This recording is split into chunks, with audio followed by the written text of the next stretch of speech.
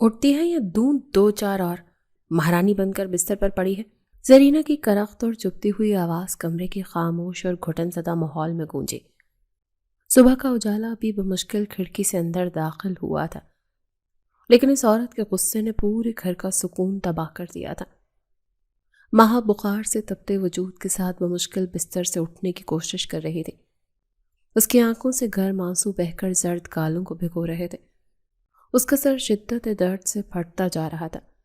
ماں جی، مجھ سے اٹھا نہیں جا رہا، میرے پورے جسم میں شدید درد ہے، رات بھر مجھے بخار رہا ہے۔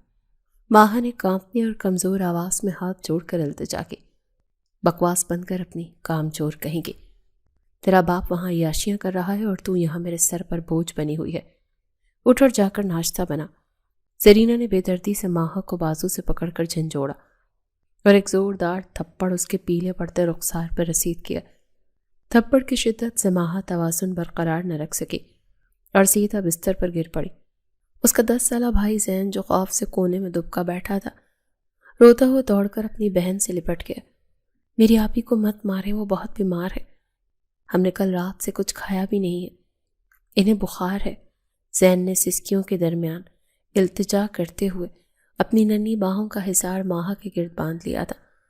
تم دونوں بہن بھائیوں کا روز کا یہی ڈرامہ ہے۔ آج رات کا کھانا بھی بند ہے تم دونوں کا، بھوکے مرو گے تو خود ہی کام کرنے کی عقل ٹھکانے آ جائے گی۔ اگر آج تو کالج نہ گئی تو یاد رکھنا، اس لڑکے کی ٹانگیں توڑ دوں گی۔ زرینہ نے انتہائی سفاکی سے اعلان کیا اور پاؤں پٹکتی ہوئی کمرے سے باہر نکل گئی۔ دروازہ اس زور سے بند ہوا کہ دیواریں تک کانپ اٹھی تھیں۔ ماں نے بے بسی سے زین کو سینے سے لگا لیا۔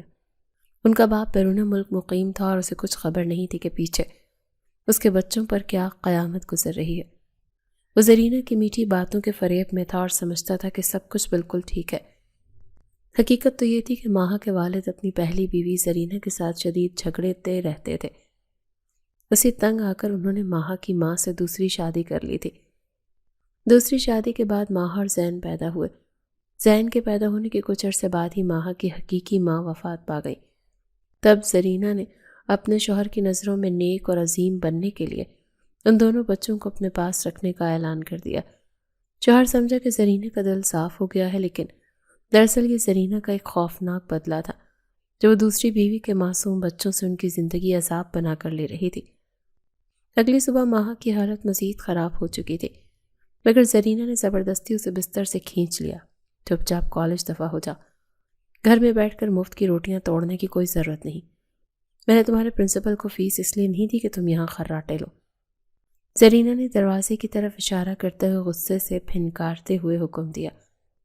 مجھ سے چلا نہیں جا رہا ماں جی، مجھے ایک دن کی چھٹی کرنے دے، میں سارا دن گھر کا کام کر لوں گی۔ ماہ نے دیوار کا سہارا لیتے ہوئے ٹوٹے ہوئے لہجے میں منت کی۔ میں نے کہا دفع ہو جاؤ، ورنہ زین کا اسکول بھی بند کروا دوں گی اور اسے کسی ورک شاپ پر مزدوری کے لیے بٹھا دوں گی۔ زرینہ نے اس کی سب سے بڑی دکھتی رگ پر ہاتھ رکھا۔ زین ماہ کی جان تھا اور وہ اس کے مستقبل سے کوئی سمجھوتا نہیں کر سکتی تھی۔ ماہ نے خاموشی سے اپنا بوسیدہ سا بیگ کاندھے پر لٹکایا اور بوجھل قدموں کے ساتھ گھر سے باہر نکل گئی۔ سرکاری کالج کا راستہ پیدل طے کرنا اس کی مجبوری تھا۔ سڑک پر چلتے ہوئے اس کا سر شدت سے چکرا رہا تھا۔ ارد گرد چلتی گاڑیاں اور لوگ اسے گھومتے ہوئے محسوس ہو رہے تھے۔ دھوپ کی تمازت اس کے کمزور جسم کو مزید نڈھال کر رہی تھی۔ اس سے پہلے کہ وہ سڑک پار کرتی اس کی آنکھوں کے سامنے مکمل اندھیرا چھا گیا اور وہ بے ہوش ہو کر فٹ پاتھ کے کنارے گر پڑی۔ اسی لمحے ایک تیز رفتار پولیس موبائل بریک کی خوفناک چرچراہٹ کے ساتھ بالکل اس کے قریب آ کر رکی۔ ایس پی شہریار تیزی سے گاڑی کا دروازہ کھول کر باہر نکلا۔ اس کی تیز اور باروب نگاہوں نے زمین پر بے سود پڑی لڑکی کا سرسری جائزہ لیا تھا۔ اس کی وردی اور روبدار شخصیت کو دیکھ کر ارد گرد جمع ہونے والا ہجوم خود بخود پیچھے ہٹ گیا۔ اسے کیا ہوا ہے؟ سب پیچھے ہٹے اور اسے ہوا لگنے دے۔ شہریار نے ہجوم کو پیچھے دھکیلتے ہوئے سخت اور روبدار آواز میں حکم دیا۔ صاحب، لگتا ہے گرمی اور کمزوری سے چکرا کر گر گئی ہے بیچاری، اس کے چہرے پر تو خون کا قطرہ بھی نہیں، ایک راہگیر نے دبے ہوئے لہجے میں جواب دیا۔ پانی کی بوتل لاؤ جلدی، اور گاڑی کا ایسی تیز کرو۔ شہریار نے اپنی ماتحت کانسٹیبل کو انتہائی سخت لہجے میں ہدایت دی۔ کانسٹیبل نے فوراً پانی لا کر دیا۔ شہریار نے پانی اپنے ہاتھوں میں لے کر ماہا کے چہرے پر چھینٹے مارے۔ ماہا نے ایک ہلکی سی آہ بھری اور بمشکل آنکھیں کھولی۔ اس کا چہرہ سرد پڑ چکا تھا اور ہونٹ خشک تھے۔ اس کی آنکھوں میں شدید وحشت اور خوف تھا۔ کیا حالت بنا رکھی ہے اپنی؟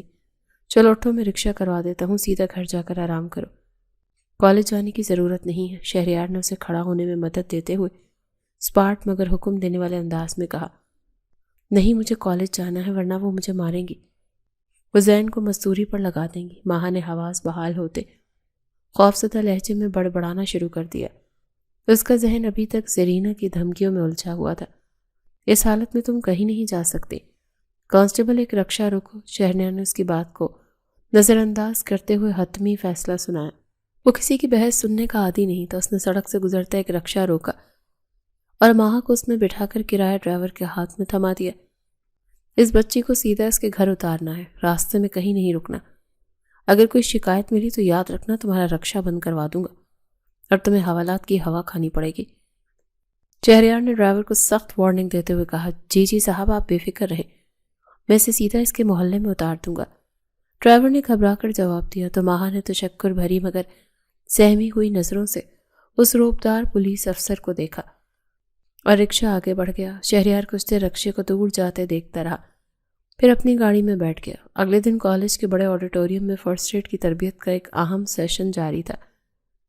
ایس پی شہریار اپنی کڑی نگرانی میں شہر کے بہترین ڈاکٹرز کی ایک ٹیم لے کر وہاں آیا ہوا تھا۔ اس کی عقابی نظریں پورے ہال کا تفصیلی جائزہ لے رہی تھیں۔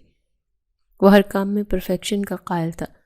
تمام طالبات کی حاضری مکمل ہے، ہم سیشن باقاعدہ شروع کر سکتے ہیں، ڈاکٹرز کی ٹیم تیار ہے۔ پرنسپل نے شہریار کے پاس آ کر مؤدبانہ انداز میں رپورٹ دی۔ مجھے وہ لڑکی اس ہال میں کہیں نظر نہیں آ رہی جو کل سڑک پر بے ہوش ملی تھی۔ اس نے مجھے بتایا تھا کہ وہ اسی کالج کی طالبہ ہے، کیا وہ آج بھی غیر حاضر ہے؟ شہریار نے تفتیشی انداز میں پرنسپل کی آنکھوں میں دیکھتے ہوئے پوچھا۔ اس کی یادداشت بہت تیز تھی اور وہ چہرے کبھی نہیں بھولتا تھا۔ پرنسپل نے اپنے ہاتھ میں پکڑا رجسٹر چیک کیا اور حیرت زدہ لہجے میں بولی، سر اس کی حاضری تو لگی ہوئی ہے، اس کا نام ماہا ہے۔ گیٹ پر موجود گارڈ نے بھی اس کی انٹری کی ہے، وہ یقیناً کالج کی عمارت میں کہیں موجود ہوگی۔ اگر وہ موجود ہے تو یہاں آڈیٹوریم میں کیوں نہیں ہے؟ کیا آپ کے کالج کا نظام اتنا ہی کمزور ہے کہ طالبات غائب رہتی ہیں اور آپ کو خبر تک نہیں ہوتی؟ شہریار نے انتہائی تلخ اور طنزیہ لہجے میں پرنسپل کو شرمندہ کیا۔ پرنسپل کے ماتھے پر پسینہ آ گیا۔ شہریار کو فوراً کچھ گڑبڑ محسوس ہوئی۔ اس کا پولیس والا دماغ خطرے کی گھنٹی بجا رہا تھا۔ اس نے بغیر کوئی لمحہ ضائع کیے اپنی 2 مستعد اہلکاروں کو پوری عمارت چیک کرنے کا اشارہ کیا۔ ہر کلاس روم، لیبارٹری اور کوریڈور چیک کرو، مجھے وہ لڑکی 5 منٹ میں چاہیے۔ وہ شدید بیمار تھی۔ شہریار نے وائرلیس پر اپنے اہلکاروں کو سخت ہدایات دی۔ چند منٹ بعد ہی ایک اہلکار ہانپتا ہوا واپس آیا، سر وہ لڑکی 2nd فلور کے ایک بند اسٹور روم میں بے ہوش پڑی ہے، اس کی حالت بہت خراب لگ رہی ہے، سانس بھی اکھڑی ہوئی ہے۔ شہریار نے کسی کی پرواہ کیے بغیر اس کی طرف دوڑ لگا دی۔ کمرے کا دروازہ کھولتے اس نے دیکھا کہ ماہا ٹھنڈے فرش پر بے سدھ پڑی ہے۔ اس کی سانسیں انتہائی تیز چل رہی تھیں اور چہرہ کاغذ کی طرح سفید ہو چکا تھا۔ ایمبولینس کو کال کرو فوراً، شہریار نے پیچھے آتے ہوئے اہلکار پر دھاڑتے ہوئے کہا۔ اس نے ماہا کو فوراً اپنے مضبوط بازو میں اٹھایا اور تیزی سے سیڑھیاں اترتا اپنی گاڑی کی طرف بھاگا۔ وہ ایمبولینس کے انتظار کر کے وقت ضائع نہیں کرنا چاہتا تھا۔ راستہ صاف کرو، اسے فوراً ہسپتال لے کر جانا ہے، گاڑی تیز چلاؤ، سائرن آن کرو، شہریار نے ڈرائیور پر چیختے ہوئے کہا اور ماہا کو پچھلی سیٹ پر لٹا دیا۔ ہسپتال کے ایمرجنسی وارڈ میں پہنچ کر ڈاکٹرز نے ماہا کا فوری علاج شروع کر دیا۔ شہریار باہر کوریڈور میں کھڑا بے چینی سے ٹہل رہا تھا۔ اسے خود حیرت ہو رہی تھی کہ وہ ایک بالکل انجان لڑکی کی جان بچانے کے لیے اس قدر پریشان کیوں ہو رہا ہے۔ وہ تو ہمیشہ جذبات سے آری ایک سخت گیر افسر رہا تھا۔ ڈاکٹر اس کی حالت کیسی ہے؟ کیا خطرے کی کوئی بات ہے؟ میں نے اسے کل بھی بے ہوش پایا تھا۔ شہریار نے باہر نکلنے والے ڈاکٹر کو روکتے ہوئے انتہائی سنجیدگی سے پوچھا۔ سر ان پر شدید ذہنی اور جسمانی دباؤ ہے، خوراک کی شدید کمی ہے جس کی وجہ سے ان کا بلڈ پریشر خطرناک حد تک گر گیا ہے۔ اگر آپ انہیں بروقت نہ لاتے تو یہ کوما میں بھی جا سکتی تھی۔ ہم نے ڈرپ لگا دی ہے لیکن انہیں مکمل آرام اور اچھی خوراک کی ضرورت ہے۔ ڈاکٹر نے تفصیل بتاتے ہوئے تشویش کا اظہار کیا۔ اس کا مطلب ہے اسے گھر میں کھانا نہیں دیا جاتا اور ذہنی تشدد کا نشانہ بنایا جاتا ہے۔ ٹھیک ہے، آپ اپنا کام رکھیں، میں اس کے بل پے کر دیتا ہوں، شہریار نے سوچتے ہوئے زیر لب کہا، اور اس کی مٹھیاں غصے سے بھیج گئیں۔ اسی وقت گھر کے اندر زرینہ فون پر ماہا کے باپ سے باتیں کر رہی تھی۔ اس کی آواز میں زہر اور مکارانہ پن گھلا ہوا تھا۔ آپ کی لاڈلی بیٹی ابھی تک کالج سے واپس نہیں آئی۔ محلے والے طرح طرح کی باتیں بناتے ہیں، اس کا کردار مجھے بالکل ٹھیک نہیں لگ رہا، وہ ہماری عزت مٹی میں ملا دے گی۔ آج کل کی لڑکیاں تو ویسے بھی ہاتھ سے نکلتی جا رہی ہیں۔ زرینہ نے نہایت اطمینان سے جھوٹ بولتے ہوئے باپ کے کان بھرے۔ دوسری طرف ماہا کے باپ کی انتہائی پریشان اور تھکی ہوئی آواز آئی، ایسا مت کہو زرینہ، وہ ابھی نہ سمجھ بچی ہے، تم ماں ہو اس کی، تم اس پر نظر رکھو اور اسے پیار سے سمجھاؤ۔ سختی سے معاملات اور خراب ہو جاتے ہیں۔ میں تو اسے سمجھا کر تھک گئی ہوں، الٹا مجھے آنکھیں دکھاتی ہے، سارا دن آوارہ گردی کرتی ہے۔ میں اس گھر میں ایک عزت دار عورت بن کر رہنا چاہتی ہوں، اس کے تانے نہیں سن سکتی۔ زرینہ نے ایک اور جھوٹ بڑی ہی روانی سے بولا، اور مگرمچھ کے آنسو بہانے لگی۔ تو میں کیا کروں؟ میں پردیس میں بیٹھا ہوں، یہاں سے کیا کر سکتا ہوں؟ میں تو دن رات مزدوری کر کے تم لوگوں کا پیٹ پال رہا ہوں۔ باپ نے بے بسی سے اپنے حالات کا رونا رویا۔ میں تو کہتی ہوں زین کو بھی اس مہنگے اور بڑے اسکول سے ہٹا لے، وہ کون سا پڑھائی پہ دھیان دیتا ہے، نالائق ہے بالکل۔ ماہا اسے بھی مکمل گمراہ کر دے گی اور وہ بھی آوارہ ہو جائے گا۔ ہم اسے کسی چھوٹی موٹی دکان پر بٹھا دیتے ہیں۔ زرینہ نے اپنا اصل وار کیا تاکہ ان بچوں کی زندگی مزید تنگ کر سکے اور سارا پیسہ اپنے استعمال میں لا سکے۔ ٹھیک ہے، تم جیسا مناسب سمجھو ویسا ہی کر لو، مجھے مزید پریشان مت کرو، میں کل ہی پیسے بھیج دوں گا، تم اس کا بندوبست کر لو۔ باپ نے تھک ہار کر ہتھیار ڈال دیے۔ زرینہ کے چہرے پر ایک شیطانی مسکراہٹ ابھر آئی۔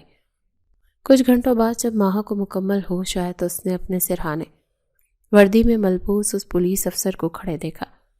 ڈرپ ختم ہو چکی تھی اور نرس اس کے ہاتھ سے سوئی نکال رہی تھی۔ وہ گھبرا کر بستر پر اٹھنے لگی۔ آرام سے لیٹی رہو، ڈرنے کی کوئی ضرورت نہیں ہے، میں ایس پی شہریار ہوں، تم ابھی بھی ہوش میں آئی ہو۔ اس نے قدرے نرم مگر مضبوط لہجے میں ماہا کو تسلی دی۔ مجھے ابھی گھر جانا ہے، میری ماں بہت غصہ ہوں گی اور مجھے بہت ماریں گی۔ ٹائم کیا ہوا ہے؟ زین گھر پر اکیلا ہوگا؟ ماہا کی آواز میں پنہاں شدید خوف اور بے بسی واضح محسوس ہو رہی تھی۔ اس نے گھبرا کر چاروں طرف دیکھا۔ تمہاری طبیعت ٹھیک نہیں ہے، تم ابھی گھر نہیں جا سکتی، ڈاکٹر نے تمہیں آرام کا کہا ہے۔ شہریار نے اسے روکنے کی کوشش کرتے ہوئے حتمی انداز میں کہا، آپ نہیں جانتے وہ کیسی ہیں، وہ میرے بھائی کو ماریں گی، مجھے جانے دے، پلیز مجھے جانے دے۔ ماہا روحانسی ہو گئی اور اس نے بستر سے نیچے اترنے کی کوشش کی۔ اس کے آنسو چھلک پڑے۔ میں تمہیں خود حفاظت سے چھوڑاؤں گا، پہلے یہ دوائیاں پکڑو، یہ تمہارے 1 ہفتے کا کورس ہے۔ شہریار نے میڈیکل سٹور کا ایک بھرا ہوا شاپر اس کی طرف بڑھایا۔ ماہا نے کانپتے ہاتھوں سے وہ شاپر پکڑا اور جلدی سے دوائیاں نکال کر اپنے کالج بیگ کے خفیہ خانے میں چھپا لی۔ وہ مسلسل دروازے کی طرف دیکھ رہی تھی جیسے کوئی شکاری اس کا پیچھا کر رہا ہو۔ تم یہ دوائیاں اس طرح سے چوروں کی طرح کیوں چھپا رہی ہو؟ کیا تم کوئی جرم کر رہی ہو؟ شہریار نے ماتھے پر بل ڈالتے ہوئے الجھن اور تفتیشی انداز میں پوچھا۔ اگر میری سوتیلی ماں کی نظر پڑ گئی تو وہ مجھ سے چھین کر باسکٹ میں پھینک دیں گی۔ وہ مجھے کبھی دوائی نہیں کھانے دیتی، وہ کہتی ہے میں ان کے پیسوں پر عیش کر رہی ہوں۔ ماہا نے نظریں جھکا کر گلگیر آواز میں سچائی بیان کر دی۔ شہریار کا جبڑا غصے کی شدت سے بھیج گیا، اس کی مٹھیاں کس گئیں۔ وہ خاموشی سے اسے لے کر اسپتال سے نکلا اور اس کے بتائے ہوئے پتے پر گاڑی روک دی۔ تم جاؤ اندر، اگر اس نے تمہیں کچھ کہا تو مجھے ضرور بتانا، یہ میرا کارڈ ہے، اور اپنا خیال رکھو۔ شہریار نے اپنا وزٹنگ کارڈ اس کی طرف بڑھاتے ہوئے 2 ٹوک الفاظ میں کہا۔ ماہا جلدی سے گاڑی سے اتری اور بنا پیچھے دیکھے گھر کے اندر چلی گئی۔ شہریار دیر تک اس خستہ حال دروازے کو گھورتا رہا۔ اس کے اندر ایک عجیب سی بے چینی تھی۔ اگلی صبح ماہا نے فیصلہ کیا کہ وہ زین کو خود پیدل اسکول چھوڑنے جائے گی تاکہ زرینہ کو کوئی اور بہانہ تراشنے کا موقع نہ ملے۔ وہ زین کا ہاتھ مضبوطی سے پکڑے اسکول کے بڑے گیٹ پر پہنچی۔ آپ ہی مجھے بہت بھوک لگی، ہم نے رات کو بھی کچھ نہیں کھایا، میرے تو پیٹ میں درد ہو رہا ہے۔ زین نے اپنا پیٹ پکڑتے ہوئے معصومیت سے ماہا کی طرف دیکھا۔ تھوڑا صبر کر لو میرے بچے، میں واپسی پر تمہارے لیے کچھ لے آؤں گی۔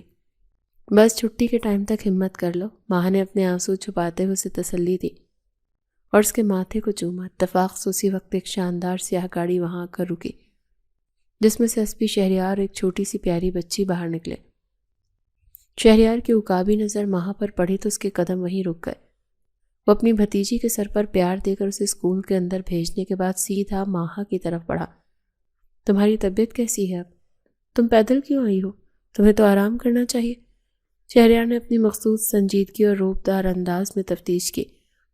میں اب بہت بہتر ہوں، آپ کا بہت شکریہ۔ آپ نے میری مدد کی، ورنہ کل کچھ بھی ہو سکتا تھا۔ بس بھائی کو چھوڑنے آئی تھی، ماہا نے نظریں جھکائے ہوئے انتہائی نرمی اور شائستگی سے جواب دیا۔ یہ میرا فرض تھا، لیکن یاد رکھو اگر تمہیں کوئی بھی پریشانی ہو یا کوئی تنگ کرے تو تم بلا جھجک مجھے بتا سکتی ہو۔ تم تنہا نہیں ہو۔ شہریار کے سخت لہجے میں آج ایک عجیب سی ہمدردی اور اپنائیت تھی جو ماہا کو بہت بھلی لگی۔ ماہا کے سوکھے لبوں پر ایک ہلکی سی دلکش مسکراہٹ ابھری۔ اسے طویل عرصے کے بعد کسی نے اتنے ایمان اور فکر سے پوچھا تھا۔ وہ اس بات میں سر ہلا کر وہاں سے واپسی کے لیے چل پڑی۔ شہریار دیر تک اسے جاتے ہوئے دیکھتا رہا۔ اس کے ذہن میں اس لڑکی کی معصومیت اور خوفزدہ آنکھیں بری طرح سے نقش ہو گئی تھیں۔ کالج کی چھٹی کے بعد دوپہر کی تیز دھوپ سڑکوں پر آگ برسا رہی تھی۔ ماہا تھکے ہوئے قدموں سے بس اسٹاپ کی طرف بڑھ رہی تھی کہ اچانک اس کی نظر سڑک کنارے کھڑے ایک مشکوک شخص پر پڑی۔ وہ بار بار مڑ کر ادھر ادھر دیکھ رہا تھا اور اس نے ایک بھاری کالا بیگ سینے سے لگا رکھا تھا۔ اس کی گھبراہٹ ماہا کے ذہن میں خطرے کی گھنٹی بجا گئی۔ یہ شخص ضرور کوئی گڑبڑ کرنے والا ہے۔ اس کا انداز کسی عام راہگیر جیسا نہیں تھا اور یہ بیگ بھی مشکوک ہے۔ ماہا نے دل ہی دل میں سوچتے ہوئے اپنی رفتار کم کر لی اور اس کا شخص کا بغور جائزہ لیا۔ اس کے ذہن میں تیزی سے ایک ترکیب ابھری۔ بچاؤ مجھے، بچاؤ اس درندے سے، یہ مجھے ہراساں کر رہا ہے، پکڑو اسے۔ ماہا نے اچانک اپنی پوری طاقت سے چیخنا شروع کر دیا اور روتے ہوئے اس شخص کی طرف اشارہ کیا۔ اس کی آواز سن کر ارد گرد سے لوگ دوڑ پڑے اور لمحوں میں ایک ہجوم نے اس شخص کو گھیرے میں لے لیا۔ اسی دوران معمول کے گشت پر نکلی ہوئی ایک پولیس موبائل وہاں آ کر رکی۔ کیا مسئلہ ہے یہاں؟ سب پیچھے ہٹیں اور راستہ چھوڑیں۔ ایس پی شہریار اپنی مخصوص کڑکدار آواز کے ساتھ ہجوم کو چیرتا ہوا آگے آیا۔ اس کے روب سے لوگ خود بخود پیچھے ہٹ گئے۔ صاحب، اس نے اس بچی کو چھیڑا ہے، اسے حوالات میں بند کرے۔ آج کل یہ بدماش کھلے عام گھوم رہے ہیں۔ اگر راہگیر نے غصے سے اس شخص کو گریبان سے پکڑتے ہوئے شہریار کو بتایا، میں نے کچھ نہیں کیا، یہ لڑکی جھوٹ بول رہی ہے، میں تو بس یہاں سے گزر رہا تھا، مجھے تو اس کا نام بھی نہیں پتا۔ مشکوک شخص نے پسینہ پوچھتے ہوئے انتہائی گھبراہٹ سے صفائی پیش کی۔ تم نے واقعی سے ہراساں کیا ہے؟ سچ بتاؤ ورنہ تھانے جا کر تمہاری زبان خود بخود کھل جائے گی۔ میرے پاس مجرموں کا علاج موجود ہے۔ شہریار نے اس شخص کی آنکھوں میں گھورتے ہوئے سخت تفتیشی انداز اپنایا اور ہتھکڑی نکالنے کا اشارہ کیا۔ نہیں سر، اس نے مجھے ہراساں نہیں کیا، آپ ذرا ادھر آئیں۔ ماہا نے شہریار کے بالکل قریب ہو کر انتہائی دھیمی مگر پورا اعتماد آواز میں کہا، کیا مطلب ہے؟ تم نے ابھی تو پورا ہجوم اکٹھا کیا تھا، کس نے تمہیں چھیڑا ہے؟ اب مکر رہی ہو؟ پولیس کے ساتھ مذاق کرنے کا انجام جانتی ہو؟ شہریار نے شدید الجھن اور قدرے غصے سے ماہا کو دیکھا۔ سر، مجھے اس پر شک تھا، اس کے پاس جو کالا بیگ ہے اس میں ضرور کوئی خطرناک چیز ہے۔ میں نے لوگوں کو اکٹھا کرنے کے لیے ہراسگی کا جھوٹ بولا تاکہ یہ یہاں سے بھاگ نہ سکے۔ آپ ذرا جلدی سے اس کا بیگ چیک کریں۔ ماہا نے سرگوشی کے انداز میں اسے اصل حقیقت سے آگاہ کیا اور تیزی سے پیچھے ہٹ گئی۔ شہریار کی آنکھوں میں ستائش اور حیرت کی چمک ابھری۔ اس نے فوراً اپنے اہلکاروں کو اشارہ کیا، اس کا بیگ چھینو اور اس کی تلاشی لو فوراً۔ شہریار نے کانسٹیبل کو حتمی حکم دیا۔ بیگ کھولتے ہی اس میں سے غیر قانونی سامان، منشیات کے پیکٹ اور کچھ انتہائی حساس نوعیت کے کاغذات برآمد ہوئے۔ شہریار حیرت سے کبھی اس مواد کو دیکھتا اور کبھی اس دبلی پتلی طالبہ کی ذہانت کو۔ تم نے بہت بڑا خطلہ مول لیا ہے لڑکی، لیکن تمہاری حاضر دماغی نے آج ایک بہت بڑے مجرم کو پکڑوا دیا۔ شاباش، مجھے تم پر فخر ہے۔ شہریار نے ماہا کی طرف دیکھتے ہوئے کھلے دل سے تعریف کی۔ وہ عام طور پر کسی سے متاثر نہیں ہوتا تھا۔ یہ میرا فرض تھا سر، اب میں جا سکتی ہوں، مجھے گھر پہنچنا ہے، ورنہ میری اماں ناراض ہوں گی۔ ماہا نے نظریں چرائیں اور تیزی سے وہاں سے مڑ گئی۔ شہریار دیر تک اسے رش میں غائب ہوتا دیکھتا رہا۔ رات کا وقت تھا اور شہریار کے گھر کے وسیع ڈرائنگ روم میں اس کی والدہ اور بڑی بہن بیٹھی اس کے مستقبل کے فیصلے کر رہی تھی۔ شہریار صوفے کی پشت سے ٹیک لگائے خاموشی سے چھت کو گھور رہا تھا۔ شہریار، تم اب 28 سال کے ہو چکے ہو، خاندان کی ہر لڑکی تم پر جان چڑھکتی ہے، اب تمہیں شادی کر لینی چاہیے۔ خالہ زاد سمرن کا رشتہ بہت بہترین ہے، والدہ نے انتہائی سنجیدگی سے اپنے اکلوتے بیٹے کو سمجھاتے ہوئے کہا۔ مجھے ابھی شادی نہیں کرنی امی، میرا سارا فوکس میرے ایک اہم کیس اور پروموشن پر ہے۔ آپ لوگ یہ بحث بند کر دیں، شہریار نے بیزاری سے پہلو بدلتے ہوئے دو ٹوک الفاظ میں انکار کیا۔ تم ہر بار یہی کہتے ہو، آخر تم کیسی لڑکی چاہتے ہو؟ کیا آسمان سے کوئی حور اتر کر آئے گی تمہارے لیے؟ بڑی بہن نے غصے سے اسے ٹوکتے ہوئے طنز کیا۔ مجھے کوئی پری نہیں چاہیے، بس کوئی ایسی ہو جو باشعور ہو، بہادر ہو اور جس کی آنکھوں میں سچائی ہو، جو مشکل وقت میں گھبرانے کے بجائے دماغ استعمال کرے۔ شہریار نے جواب دیا، لیکن اس کے ذہن کے پردے پر بے اختیار ماہا کا معصوم اور ذہین چہرہ ابھر آیا۔ وہ خود اپنی اس سوچ پر چونک گیا۔ اسے سمجھ نہیں آ رہی تھی کہ ایک عام سی لڑکی اس کے اعصاب پر کیوں سوار ہو رہی تھی۔ ایسی لڑکیاں آج کل صرف کہانیوں میں ملتی ہیں۔ تم سمرن کے لیے ہاں کر دو، میں کل ہی بات پکی کر لوں گی، والدہ نے حتمی فیصلہ سنانے والے انداز میں کہا۔ میں کہہ چکا ہوں نا کہ مجھے ابھی شادی نہیں کرنی۔ اگر آپ نے زبردستی کی تو میں گھر چھوڑ کر سرکاری کوارٹر میں شفٹ ہو جاؤں گا، مجھے مجبور مت کریں۔ شہریار نے انتہائی سخت لہجے میں وارننگ دی اور اٹھ کر اپنے کمرے میں چلا گیا۔ اس کی والدہ بے بسی سے اسے دیکھتی رہ گئی۔ دوسری طرف ماہا کے گھر میں قیامت برپا تھی۔ اس کا سوتیلا بھائی جو زرینہ کا لاڈلا تھا، زین کے کھلونے توڑ کر اسے بری طرح سے مار رہا تھا۔ ماہا نے کالج سے گھر میں قدم رکھا تو زین کی چیخیں سن کر اس کا دل دہل گیا۔ چھوڑو میرے بھائی کو، کیوں مار رہے ہو اسے؟ اس نے تمہارا کیا بگاڑا ہے؟ پیچھے ہٹو۔ ماہا نے تیزی سے آگے بڑھ کر زین کو اپنے سوتیلے بھائی کے چنگل سے چھڑایا اور اسے سینے سے لگا لیا۔ اس نے میری بات نہیں مانی، میں اسے جان سے مار دوں گا۔ یہ ہمارے گھر میں مفت کی روٹیاں توڑتے ہیں اور اوپر سے نخرے دکھاتے ہیں۔ سوتیلے بھائی نے انتہائی بدتمیزی اور غرور سے جواب دیا۔ تمیز سے بات کرو، یہ گھر میرے باپ کا بھی ہے، ہم تمہارے رحم و کرم پر نہیں پل رہے۔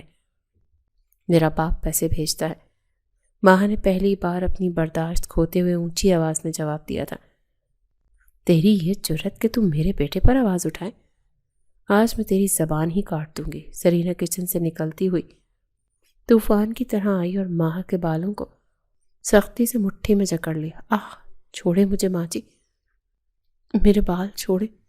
وہ زین کو بلا وجہ مار رہا تھا، میں نے بس اسے روکا ہے۔ ماہا نے درد سے کراتے ہوئے زرینہ کے ہاتھ سے اپنے بالوں کو ہٹانے کی کوشش کی۔ آج کے بعد تم دونوں کو اس گھر سے ایک نوالا نہیں ملے گا۔ فریج کو میں تالا لگا رہی ہوں، بھوکے مرو گے تو تمہیں میری اوقات یاد آئے گی۔ زرینہ نے اسے دھکا دے کر زمین پر گرایا اور فریج کو بھاری تالا لگا کر چابی اپنے گلے میں لٹکا لی۔ خدا کے لیے ایسا مت کرے، زین صبح سے بھوکا ہے، اسے سزا مت دے، مجھے چاہے جان سے مار دے، اس کی کوئی غلطی نہیں ہے۔ ماں نے زمین پر گرے گرے زرینہ کے پاؤں پکڑتے ہوئے گڑ گڑا کر منت کی۔ اب روتی کیوں ہے؟ ابھی تو بڑی زبان چل رہی تھی تیری، اب جا کر دیواریں چاٹو۔ زرینہ نے بے دردی سے اپنا پاؤں چھڑایا اور اپنے بیٹے کو لے کر کمرے میں بند ہو گئی۔ پورا ایک دن اور ایک رات گزر گئی۔ زین بھوک کی شدت سے نڈھال ہو کر فرش پر پڑا تھا، اس کے ہونٹ سوکھ کر پپڑیاں بن چکے تھے۔ ماہ کی اپنی حالت بھی غیر تھی، لیکن اسے اپنی بھوک سے زیادہ بھائی کی حالت تڑپا رہی تھی۔ آپ ہی مجھے کچھ کھانے کو دے دیں، میرے پیٹ میں بہت درد ہو رہا ہے، میں مر جاؤں گا، آپ ہی مجھے بچا لے۔ زین نے کمزور سی آواز میں روتے ہوئے ماہ کا ہاتھ پکڑا۔ نہیں میرے بچے، ایسا نہیں کہتے، میں ابھی تمہارے لیے کچھ لے کر آتی ہوں، تم بس تھوڑی سی ہمت اور کر لو۔ ہمت نہیں ہارتے، ماں نے اپنے آنسو صاف کرتے ہوئے انتہائی مضبوطی سے اسے تسلی دی۔ اس نے فیصلہ کر لیا تھا کہ وہ زین کو یوں تڑپ تڑپ کر مرنے نہیں دے گی۔ وہ اسے سہارا دے کر اٹھایا اور گھر کے پچھلے دروازے سے چپکے سے باہر نکل آئی۔ سڑکوں پر شام کا اندھیرا چھا رہا تھا۔ اس کے پاس 1 روپیہ بھی نہیں تھا، وہ بس اندھا دھند چل رہی تھی۔ شاید کوئی خدا کا ترس کھا کر انہیں کچھ کھانے کو دے دے۔ شہریار ایک پوش علاقے میں واقع شاندار ریسٹورنٹ میں ایس پی شہریار اپنے محکمے کے خاص افسران کے ساتھ موجود تھا۔ آج اس کی پروموشن کی خوشی میں ایک شاندار پارٹی چل رہی تھی۔ سر، آپ کی اس ترقی پر ہم سب کو بہت فخر ہے۔ آپ نے ہمیشہ ایمانداری اور بہادری سے ڈیوٹی کی ہے۔ محکمہ آپ کی قدر کرتا ہے۔ ایک جونیئر افسر نے شہریار کی طرف جوس کا گلاس بڑھاتے ہوئے عقیدت سے کہا، یہ سب محنت اور اصولوں کا نتیجہ ہے۔ میں کبھی اپنے کام اور وردی سے غداری نہیں کر سکتا۔ میرا مقصد صرف انصاف ہے۔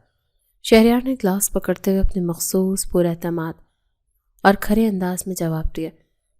جبھی اس کی موبائل کی اسکرین پر ایک اہم کال جگمگائی۔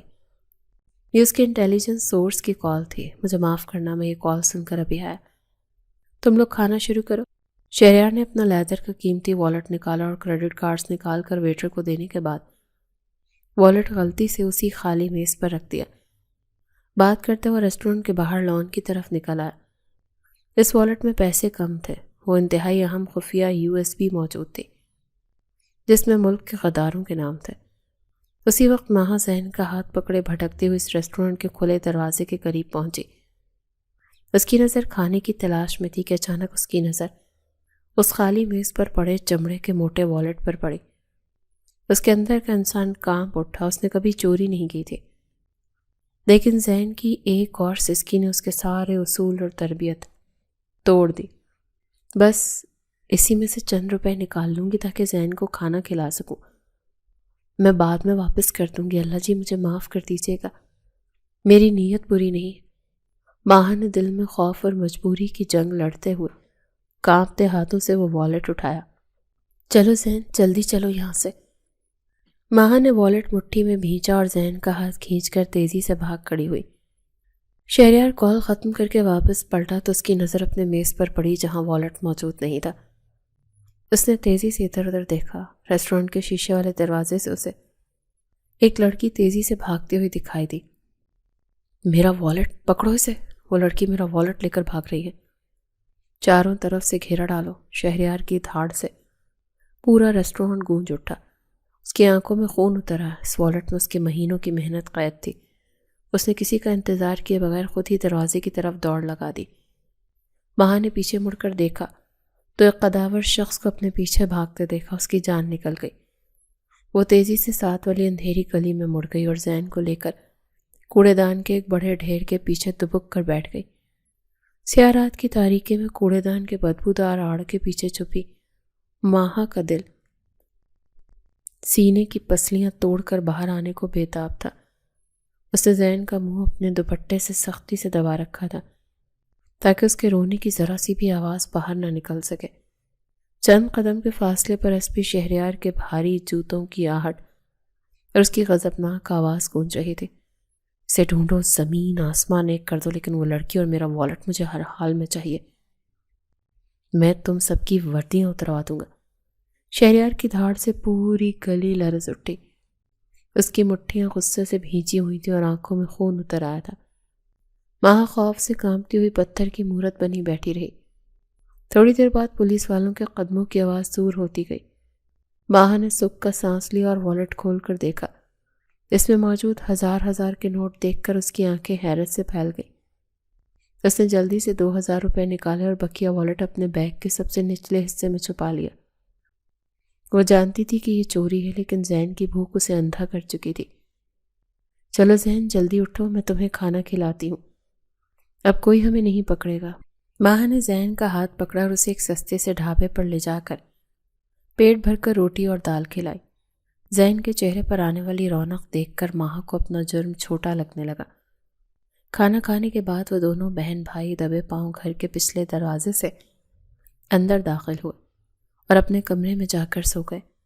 دوسری طرف تھانے کا ماحول میدان جنگ کا منظر پیش کر رہا تھا۔ شہریار اپنے آفس میں شیر کی طرح چکر کاٹ رہا تھا۔ اس کا غصہ آسمان کو چھو رہا تھا۔ اس کے ماتھے پر پسینے کی بوندیں چمک رہی تھیں۔ سر، ہم نے پورے علاقے کی ناکہ بندی کر دی ہے۔ ریسٹورینٹ کے آس پاس کی تمام گلیاں چھان ماری، وہ لڑکی کہیں نہیں ملی۔ ایک انسپیکٹر نے کانپتے ہوئے شہریار کے سامنے رپورٹ پیش کی۔ تمہاری ناکہ بندی کا میں اچار ڈالوں گا؟ تمہیں اندازہ بھی ہے کہ اس والٹ میں میری زندگی بھر کی کمائی نہیں بلکہ ایک ایسی یو ایس بی ہے جو ملک کے غداروں کو بے نقاب کر سکتی ہے۔ اگر وہ یو ایس بی ان کے ہاتھ لگ گئی تو میرا سارا مشن تباہ ہو جائے گا۔ مجھے وہ لڑکی ہر قیمت پر چاہیے۔ شہریار نے اپنی میز پر زوردار مکہ مارتے ہوئے سارا غصہ اپنے انسپیکٹر پر اتار دیا۔ وہ جانتا تھا کہ وقت تیزی سے گزر رہا ہے اور وہ حساس معلومات کسی بھی غلط ہاتھ میں جا سکتی تھی۔ 2 دن اسی اذیت اور تفتیش میں گزر گئے۔ شہریار کی نیندیں حرام ہو چکی تھیں۔ وہ اپنے سورسز کے ذریعے اس لڑکی کا سراغ لگانے کی کوشش کر رہا تھا۔ ریسٹورینٹ کے کیمروں میں لڑکی کا چہرہ واضح نہیں تھا، لیکن اس کا لباس اور حلیہ ریکارڈ ہو چکا تھا۔ تیسرے دن کی صبح ماہا معمول کے مطابق اپنے کالج جانے کے لیے گھر سے نکلی۔ اس کے دل کا بوجھ بڑھتا جا رہا تھا۔ وہ 2 دن سے اس والٹ کو واپس کرنے کا سوچ رہی تھی، لیکن اسے سمجھ نہیں آ رہا تھا کہ وہ کس طرح پولیس تک پہنچے۔ اچانک ایک پولیس وین نے اس کا راستہ روکا۔ 2 لیڈی کانسٹیبلز تیزی سے باہر نکلی اور ماہا کے بازو سختی سے جکڑ لیا۔ چلو سیدھی طرح گاڑی میں بیٹھو، تم جیسی چورنیوں کا علاج ہمیں بہت اچھی طرح آتا ہے۔ ایک کانسٹیبل نے اسے دھکا دیتے ہوئے درستی سے کہا، آپ لوگ مجھے کہاں لے کر جا رہے ہیں؟ میں نے کیا کیا ہے؟ مجھے چھوڑ دیں، میں تو کالج جا رہی ہوں۔ ماہا کے چہرے کا رنگ اڑ گیا اور وہ خوف سے چیخنے لگی۔ اس کی کتابیں سڑک پر گر گئیں۔ تھانے چل کر تمہاری ساری ہیکڑی نکل جائے گی۔ ایس پی صاحب کا والٹ چراتے ہوئے تمہیں موت نہیں آئی تھی؟ دوسرے کانسٹیبل نے اسے زبردستی وین میں دھکیلتے ہوئے حقارت سے جواب دیا۔ تھانے کے ایک تاریک اور سیلن زدہ کمرے میں ماہا کو زمین پر پھینک دیا گیا۔ اس لیڈی کانسٹیبل نے اس پر شدید تشدد کیا تاکہ وہ یو ایس بی کا سچ اگل دے۔ بتا وہ یو ایس بی کہاں ہے جو تو نے ایس پی صاحب کے پرس سے نکالی تھی؟ اگر تو نے سچ نہ اگلا تو تیری ہڈیاں توڑ کر رکھ دوں گی۔ ایک موٹی اور کرخت آواز والی لیڈی کانسٹیبل نے ماہا کے بالوں کو مٹھی میں جکڑتے ہوئے اس کا سر پیچھے کی طرف کھینچا۔ اللہ کے واسطے مجھے چھوڑ دے، میں نے کوئی یو ایس بی نہیں لی۔ میں تو جانتی بھی نہیں کہ وہ کیا چیز ہوتی ہے۔ میں نے صرف 2000 روپے نکالے تھے۔ ماہا درد کی شدت سے کراہتے ہوئے مسلسل اپنی صفائی پیش کر رہی تھی۔ اس کے آنسوں سے اس کا چہرہ بھیگ چکا تھا۔ ڈرامے باز کہیں گی، تو ایسے نہیں مانے گی۔ تیرے جیسی لالچی اور چالاک لڑکیاں 2 تھپڑوں سے سچ نہیں بولتی۔ دوسرے کانسٹیبل نے آگے بڑھ کر ایک زوردار تھپڑ ماہا کے چہرے پر رسید کیا۔ تھپڑ کی شدت سے ماہا کا منہ پھٹ گیا اور خون کی ایک پتلی دھار اس کے ہونٹوں سے بہنے لگی۔ اسے بھوکا پیاسا رکھا گیا اور بار بار ایک ہی سوال پوچھا گیا۔ تیسرے دن کی شام شہریار خود اس کمرے میں داخل ہوا۔ اس کا چہرہ سپاٹ اور آنکھیں بے رحم تھیں۔ فرش پر پڑی لڑکی نے آہستہ سے اپنا چہرہ اٹھایا۔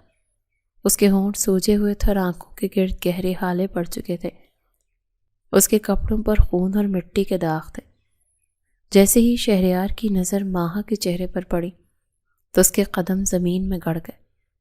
وہ بے یقینی اور صدمے کی کیفیت میں بت بن گیا۔ تم یہاں کیا کر رہی ہو؟ تم نے میرا والٹ چرایا تھا؟ میں سوچ بھی نہیں سکتا تھا کہ تم اتنی گری ہوئی حرکت کر سکتی ہو۔ شہریار کی آواز میں غصے کی جگہ شدید حیرت اور دکھ نے لے لی تھی۔ وہ سوچ بھی نہیں سکتا تھا کہ یہ وہی معصوم اور بہادر لڑکی ہے جس نے 2 دن پہلے ایک مجرم کو پکڑوایا تھا۔ سر، مجھے معاف کر دے، میں چور نہیں ہوں۔ میری سوتیلی ماں نے ہمیں 2 دن سے کھانا نہیں دیا تھا۔ زین بھوک سے مر رہا تھا۔ میں نے والٹ میں سے صرف 2000 روپے نکالے تاکہ اسے کھانا کھلا سکوں۔ مجھ سے میرے بھائی کی تڑپ دیکھی نہیں گئی۔ ماہا نے شہریار کو دیکھتے ہی پھوٹ پھوٹ کر رونا شروع کر دیا۔ اس کی آواز میں اتنی سچائی اور درد تھا کہ شہریار کا دل کٹ کر رہ گیا۔ وہ ایک سخت گیر افسر تھا، لیکن ماہا کی حالت دیکھ کر اس کے اندر کا انسان جاگ اٹھا۔ تمہاری مجبوری اپنی جگہ، لیکن تم نے میرا والٹ کیوں چرایا؟ تمہیں اندازہ ہے تم نے کتنا بڑا جرم کیا ہے؟ اس والٹ میں میری ایک انتہائی اہم یو ایس بی تھی۔ بتاؤ وہ کہاں ہے؟ اگر وہ غلط ہاتھوں میں چلی گئی تو پورا شہر تباہ ہو سکتا ہے۔ شہریار نے خود پر قابو پاتے ہوئے قدرے نرم لیکن تفتیشی لہجے میں پوچھا۔ وہ ماہا کی آنکھوں میں سچائی تلاش کر رہا تھا۔ سر، جب میں نے وہ والیٹ کھولا تو اس میں آپ کا شناختی کارڈ تھا۔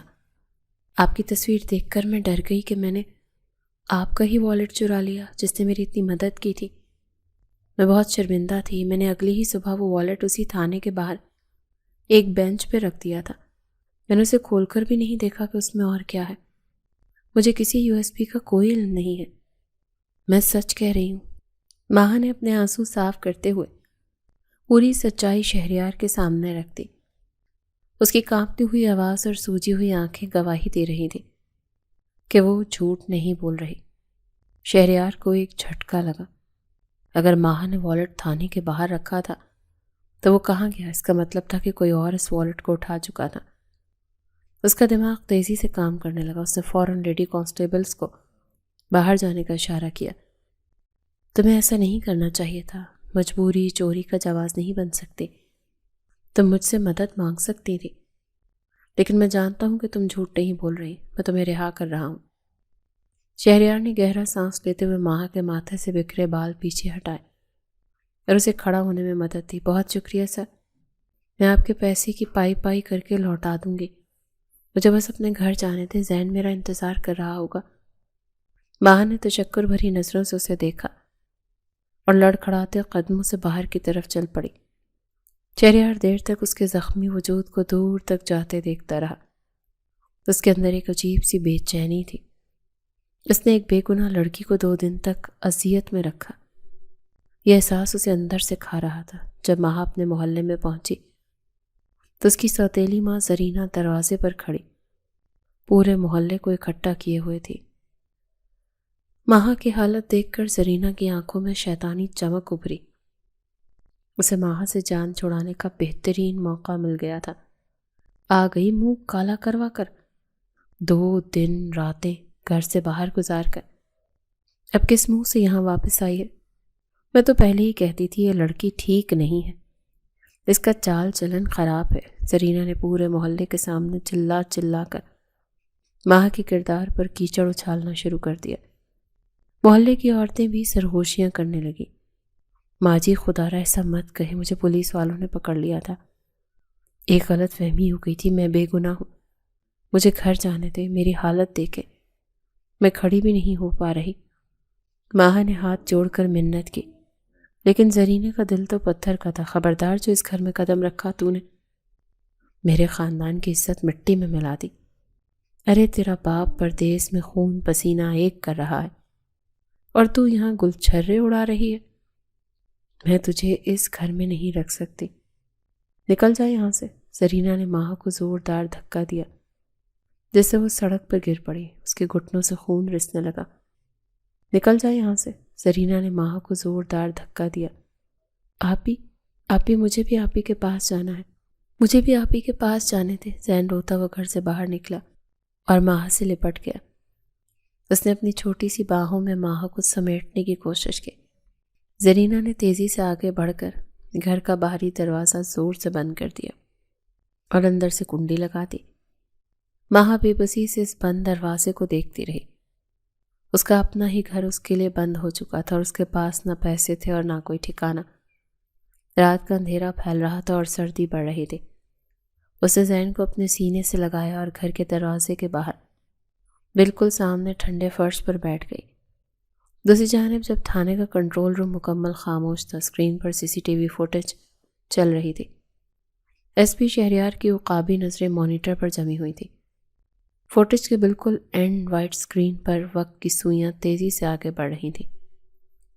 کیمرے کا زاویہ بالکل اس بینچ کی طرف تھا جہاں ماہا نے وہ والیٹ رکھا تھا۔ ویڈیو میں واضح طور پر نظر آ رہا تھا کہ ماہا خوفزدہ سی وہاں آئی۔ اس نے کانپتے ہاتھوں سے والیٹ بینچ پر رکھا اور تیزی سے وہاں سے غائب ہو گئی۔ اس کے جانے کے محض چند منٹ کے بعد ہی ایک شناسا چہرہ اسکرین پر ابھرا۔ یہ اسی تھانے کا سب انسپکٹر طارق تھا۔ اس نے ادھر ادھر دیکھا، والیٹ اٹھایا، تیزی سے اس کی تلاشی لی۔ اندر موجود کالے USB نکال کر اپنی وردی کی جیب میں ڈالی اور خالی والیٹ وہیں کوڑے دان میں پھینک کر اطمینان سے تھانے کے اندر داخل ہو گیا۔ شہریار نے اسکرین بند کی. اس نے انٹرکام کا بٹن دبایا. اس کی آواز میں موت کی سی سرد مہری تھی. طارق کو میرے کیبن میں لاؤ ابھی، اور اس سے اسلحہ لے لینا چارج سے پہلے. اس کا حکم مختصر اور دو ٹوک تھا. 5 منٹ بعد طارق اس کے سامنے کھڑا تھا. اسے اندازہ نہیں تھا کہ اس کا کھیل ختم ہو چکا. شہریار نے کوئی سوال نہیں کیا. اس نے اپنی کرسی سے اٹھ کر سیدھا طارق کے گریبان پر ہاتھ ڈالا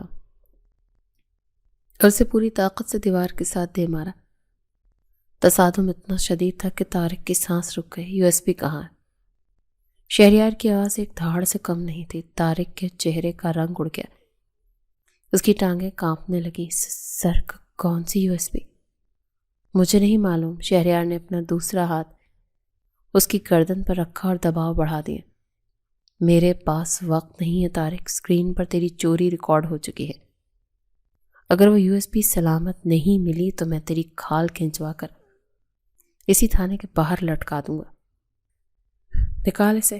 طارق نے ہانپتے ہوئے کانپتے ہاتھوں سے اپنی جیب سے یو ایس بی نکال کر میز پر رکھ دی. اس کا سارا غرور اور مکاری خاک میں مل چکی تھی. شہریار نے اپنے اہلکاروں کو اشارہ کیا. طارق کو اسی وقت ہتھکڑیاں لگا دی جائیں. غدار محکمے سے ذلت کے ساتھ فارغ ہو چکا تھا. شہریار نے اپنی زندگی کی سب سے اہم چیز واپس پا لی. مشن محفوظ تھا، لیکن اس کا دماغ اس بے گناہ لڑکی کی طرف اچھل گیا جسے اس نے 2 دن بلا وجہ اذیت میں رکھا. شہریار نے فوری طور پر فائل سے ماہا کا ایڈریس نکلوایا اور اپنی پرائیویٹ گاڑی اس کے محلے کی طرف موڑ دی. رات کا اندھیرا گہرا ہو چکا تھا. سردی کی شدت میں اضافہ ہو رہا تھا. گلی سنسان تھی. گاڑی کی ہیڈ لائٹس کی روشنی جب خستہ حال گھر کے بند دروازے پر پڑی تو شہریار کے قدم بریک پر جمے. دروازے کے عین سامنے ماہا اور زین ٹھنڈے فرش پر بیٹھے تھے. ماہا کا چہرہ زرد اور آنکھیں سوجی ہوئی تھیں. اس نے زین کو اپنے دوپٹے میں لپیٹ رکھا تھا اور اس کے کاندھے پر سر رکھے بھوک اور سردی سے نڈھال سو رہا تھا. شہریار کے قدم وہیں جم گئے. اس نے اپنی غلطی کی اتنی بڑی قیمت کسی اور کو چکاتے نہیں دیکھا تھا. ایک لڑکی جو پہلے ہی ظلم کا شکار تھی، اس کی ایک غلط فہمی نے اسے سڑک پر لا کھڑا کیا تھا. اسی لمحے گھر کا دروازہ کھلا. زرینہ باہر نکلی. اس کی نظر ماہا پر پڑی تو دوبارہ چیخنے لگی. اس کی آواز میں زہر تھا. ابھی یہاں تک بیٹھی مکھیاں مار رہی ہے؟ 2 راتیں غائب رہ کر تھانوں کے چکر کاٹ کر اب کس منہ سے واپس آئی ہے؟ میرے گھر کی عزت خراب کر دی تو نے. دفع ہو جائے یہاں سے. جا کر کسی فٹ پاتھ پر مر. یہ شریفوں کا محلہ ہے. بکواس بند کرو. شہریار کی گرج دار آواز نے زرینہ کی آواز کو وہیں دبا دیا تھا. زرینہ نے مڑ کر دیکھا. ایک قداور پولیس افسر وردی میں کھڑا تھا. اس کے چہرے کی سختی اور آنکھوں کا غضب دیکھ کر زرینہ کے پسینے چھوٹ گئے. وہ گھبرا کر 2 قدم پیچھے ہٹ گئی. یہ 2 دن پولیس کی حراست میں تھی، ایک حساس تفتیش کے سلسلے میں. اس کا کوئی قصور نہیں تھا. یہ بالکل بے گناہ ہے اور باعزت بری کی گئی ہے. شہریار نے اپنا پولیس کارڈ نکال کر زرینہ کی آنکھوں کے بالکل سامنے کیا. میں ایس پی شہریار ہوں، اس شہر کا انچارج. اگر آج کے بعد اس لڑکی یا اس کے بھائی کو گھر سے نکالا گیا، ان پر کوئی تشدد ہوا یا انہیں کھانا نہ دیا گیا، تو میں تجھے اسی وقت گرفتار کر کے جیل کی اس کوٹری میں پھینکوں گا جہاں تیری ہڈیاں بھی سلامت واپس نہیں آئیں گی. سمجھ گئی تم؟ زرینہ کا رنگ کاغذ کی طرح سفید پڑ گیا. اس کے گلے میں کانٹے چبھنے لگے. اس نے خوف سے کانپتے ہوئے دروازہ پورا کھول دیا. جی صاحب، میں تو بس ویسے ہی غصے میں. اندر جاؤ ماہا. شہریار نے زرینہ کی بکواس کو نظر انداز کرتے ہوئے براہ راست ماہا کو حکم دیا. اس کا لہجہ انتہائی کڑا تھا لیکن محافظانہ تھا. ماہا نے خاموشی سے زین کا ہاتھ پکڑا. اس کی آنکھوں میں آنسو تھے لیکن ان میں ایک تشکر بھی تھا. وہ بنا کچھ کہے اندر چلی گئی. شہریار نے زرینہ کو آخری وارننگ دی، دروازہ بند کروایا اور وہاں سے نکل گیا. اگلے دن سے ماہا کا معمول دوبارہ شروع ہوا. زین کو اسکول چھوڑنے کا وقت ہی تھا جب شہریار اپنی بھتیجی کو چھوڑنے آیا. کوئی لمبی چوڑی گفتگو، کوئی جذباتی ڈرامہ نہیں ہوتا تھا. طبیعت کیسی ہے اب؟ شہریار نے گاڑی کا شیشہ نیچے کر کے اپنے مخصوص پارٹ مگر پرواہ کرنے والے انداز میں پوچھا. بہتر ہے شکریہ. ماہا کا جواب مختصر تھا. نظریں جھکی ہوتی اور وہ تیزی سے وہاں سے گزر جاتی۔ دونوں کے درمیان نگاہوں کو یہ خاموش تبادلہ سب کچھ کہہ دیتا۔ شہریار کو اس کی سادگی، اس کی بے پناہ برداشت اور مشکل حالات میں اس کی بہادری نے مکمل طور پر اپنی گرفت میں لے لیا تھا۔ وہ کسی پریوں کی کہانی کا قائل نہیں تھا، لیکن وہ یہ جانتا تھا کہ لڑکی اس کے معیار پر پوری اترتی ہے۔ دوسری طرف گھر میں شہریار کی والدہ اور بہن روز نئے رشتوں کی تصویریں سامنے رکھتی تھی۔ ہر روز ایک نئی بحث چھڑتی۔ تمہارا دماغ خراب ہو گیا ہے شہریار؟ سمرن میں کیا خرابی ہے؟ بڑی بڑی فیملیز کی لڑکیاں تمہارے لیے قطار میں کھڑی ہیں، تم خواہ ہی عمر گزار رہے ہو۔ والدہ نے ایک اور تصویر میز پر پٹکتے ہوئے کہا، میں نے کہا تھا مجھے شادی نہیں کرنی، کم از کم تب تک جب تک وہ لڑکی 18 سال کی نہیں ہو جاتی۔ شہریار نے بغیر کسی ہچکچاہٹ کے دو ٹوک الفاظ میں اپنی ماں پر واضح کر دیا۔ اس نے اپنے گھر والوں کو بتا دیا تھا کہ وہ صرف ماہا سے شادی کرے گا اور کسی دوسری عورت کو اس گھر میں نہیں لائے گا۔ کون سی لڑکی؟ وہ سڑک چھاپ چورنی؟ تم ایک پولیس افسر ہو کر ایک مجرمہ سے شادی کرو گے؟ بہن نے زہر خوند لہجے میں طنز کیا۔ وہ مجرمہ نہیں، اور اگر دوبارہ اس کے بارے میں یہ لفظ استعمال کیا تو مجھ سے برا کوئی نہیں ہوگا۔ شہریار کا لہجہ اتنا کاٹدار تھا کہ بہن مزید ایک لفظ نہ بول سکی۔ اس کی ماں اس کا حتمی فیصلہ جان کر خاموش ہو گئی۔ شہریار جانتا تھا کہ ماہا کے 18 سال کے ہوتے ہی وہ اسے قانونی طور پر بغیر کسی کی مداخلت کے اپنے نکاح میں لے سکتا ہے۔ وہ خاموشی سے وقت کا انتظار کر رہا تھا۔ مہینے تیزی سے گزرتے گئے۔ ماہا کی زندگی میں بظاہر کوئی تبدیلی نہیں آئی تھی، سوائے اس کے کہ زرینہ کا جسمانی تشدد شہریار کے خوف سے بند ہو چکا تھا، لیکن ذہنی اذیت جاری تھی۔ ماہا کی 18ویں سالگرہ کا دن زرینہ کے لیے ایک منافقانہ اور خطرناک منصوبہ لے کر آیا۔ باپ بیرون ملک تھا اور اس کا فائدہ اٹھاتے ہوئے زرینہ نے اپنے ایک 50 سالہ امیر عیاش اور بد شکل کزن سے ماہا کا سودا کر لیا تھا۔ اس شخص نے زرینہ کو بھاری رقم دی تھی تاکہ وہ اس کم عمر لڑکی کو اپنی ہوس کا نشانہ بنا سکے۔ گھر کے اندر کا ماحول گھٹن زدہ تھا اور ڈرائنگ روم میں قاضی اور چند بکے ہوئے گواہ موجود تھے۔ ماہا کو زبردستی ایک سستا اور بھاری سرخ جوڑا پہنا کر صوفے پر بٹھا دیا گیا۔ اس کا جسم بخار اور خوف سے کانپ رہا تھا اور ذہن کو پچھلے کمرے میں بند کر دیا گیا تھا، اور اس کے مسلسل رونے اور دروازہ پیٹنے کی آوازیں پورے گھر میں گونج رہی تھی۔ چپ چاپ دستخط کر دینا، اگر زبان کھولی تو ذہن کو جان سے مار دوں گی۔ میرے پاس اس کا علاج موجود ہے، آج رات ہی سے ہمیشہ کے لیے غائب کروا دوں گی۔ زرینہ نے ماہا کے بال سختی سے پیچھے کی طرف کھینچ کر اس کے کان میں درندگی سے سرگوشی کی۔ ماہا کی آنکھوں سے گرم آنسو بہہ کر اس کے پیلے رخساروں کو بھگو رہے تھے۔ اس کے پاس فرار کا کوئی راستہ نہیں تھا۔ اس کا 50 سالہ خریدار لالچی نظروں سے اسے گھور رہا تھا۔ قاضی نے گلا صاف کیا اور نکاح نامہ آگے بڑھایا تو اچانک گھر کا بیرونی دروازہ ایک زوردار اور خوفناک ٹھوکر سے کھلا۔ لکڑی کا پرانا دروازہ اپنی چوکھٹ سے اکھڑ کر زمین پر گرا۔ ایس پی شہریار بھاری پولیس نفری کے ساتھ طوفان کی طرح اندر داخل ہوا۔ اس کے چہرے پر ایسا غضبناک غصہ تھا کہ کمرے میں موجود ہر شخص کی سانس حلق میں اٹک گئی تھی۔ اس کا ہاتھ اپنی سروس پسٹل پر تھا۔ یہ نکاح نہیں ہوگا، سب اپنی جگہ پر رک جائیں۔ شہریار نے 2 ٹوک اور گرجدار الفاظ میں اعلان کیا۔ زرینہ کا 50 سالہ کزن گھبرا کر کھڑا ہوا۔ اس کے چہرے کی ہوائیاں اڑ رہی تھی۔ تم کون؟ ہم شریف لوگ ہیں، اپنے گھر کی بیٹی کا نکاح کروا رہے ہیں۔ پولیس کا یہاں کیا کام؟ تمہاری شرافت تو ابھی میں تھانے میں الٹا لٹکا کر نکالتا ہوں، بھٹے درندے۔ شہریار نے اپنے اہلکاروں کو اشارہ کیا، ایسے ان جعلی گواہوں کو اور اس عورت زرینہ کو گرفتار کرو۔ زبردستی اور پیسوں کے عوض نکاح کروانے اور انسانی اسمگلنگ کے جرم میں ان سب پر پرچہ کاٹو۔ پولیس نے لمحوں میں ان سب کو ہتھ کڑیاں لگا دیں۔ زرینہ خوف سے چیختی ہوئی زمین پر گر پڑی۔ اس کی ساری اکڑ ختم ہو چکی تھی۔ شہریار نے قاضی کو روکا، آپ یہیں رکیں، آپ کا کام ابھی باقی ہے۔ وہ ماہا کے پاس آیا۔ ماہا خوف اور حیرت اور صدمے کے ملے جلے تاثرات کے ساتھ اسے دیکھ رہی تھی۔ اس کی سانسیں اکھڑی ہوئی تھی۔ میں تم سے نکاح کرنا چاہتا ہوں۔ تمہاری مکمل رضامندی سے میں تمہیں اس جہنم میں مزید ایک پل نہیں چھوڑ سکتا۔ تم اب 18 سال کی ہو، قانون تمہیں اپنا فیصلہ خود کرنے کا حق دیتا ہے۔ کیا تمہیں یہ رشتہ قبول ہے؟ شہریار کی آواز میں کوئی غیر ضروری جذباتیت، کوئی رومانوی ڈرامہ نہیں تھا، صرف ایک ٹھوس اور اٹل فیصلہ اور تحفظ کی ضمانت تھی۔ ماہا نے اس کی سچی اور مضبوط آنکھوں میں دیکھا۔ اس شخص نے ہر بار اسے موت کے منہ سے نکالا تھا۔ اس نے آنسوں کے درمیان بنا کسی ہچکچاہٹ کے اسبات میں سر ہلا دیا۔ قاضی نے وہیں کھڑے کھڑے ایس پی شہریار اور ماہا کا نکاح پڑھوا دیا۔ دستخط ہوتے ہی شہریار نے تیزی سے قدم پیچھے بڑھائے اور پچھلے کمرے کا تالا توڑ کر زین کو باہر نکالا۔ اس نے زین کو اپنے مضبوط بازوں میں اٹھایا اور ماہا کا ہاتھ پکڑ کر اس جہنم نما گھر سے ہمیشہ کے لیے باہر نکل آیا۔ زرینہ ہتھکڑیوں میں جکڑی بے بسی سے اپنے لالچی منصوبے کو خاک میں ملتے دیکھتی رہ گئی۔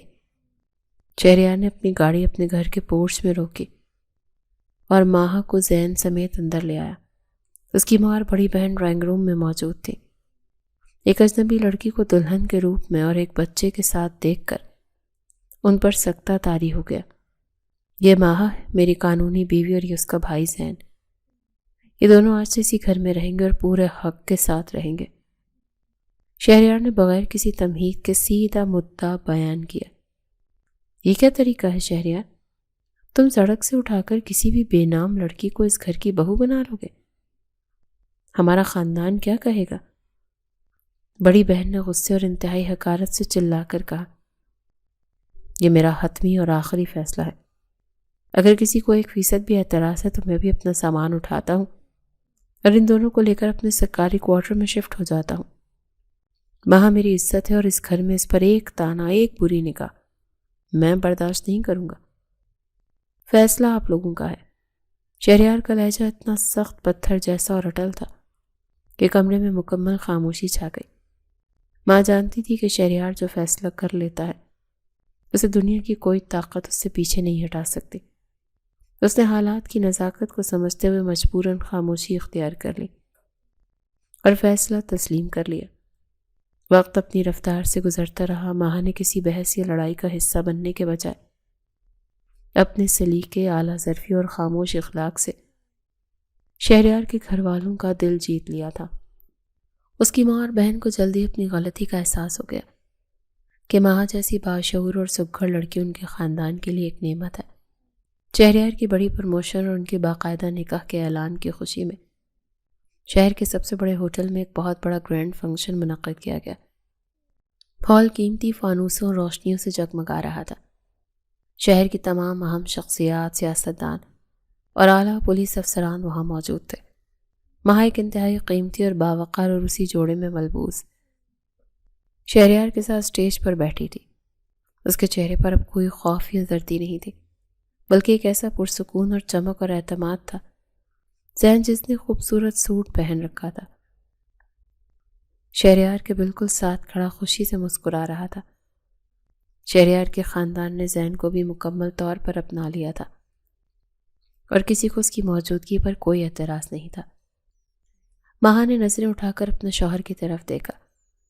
اسے زندگی میں جتنی تکلیفیں، بھوک اور تانے سہے تھے، آج ان سب کا صلہ اسے مل چکا تھا۔ شہریار کا مضبوط گرم ہاتھ اس کے ہاتھ پر تھا۔ کوئی خوف، کوئی دکھ اب اس کی زندگی کے آس پاس بھی نہیں بھٹک سکتا تھا۔ شہریار نے اسے وہ تحفظ، مقام اور عزت دی جس کی وہ ہمیشہ سے حقدار تھی۔ صبر کا پھل اسے مل چکا تھا۔ داستان اپنے منطقی انجام تک پہنچ چکی تھی۔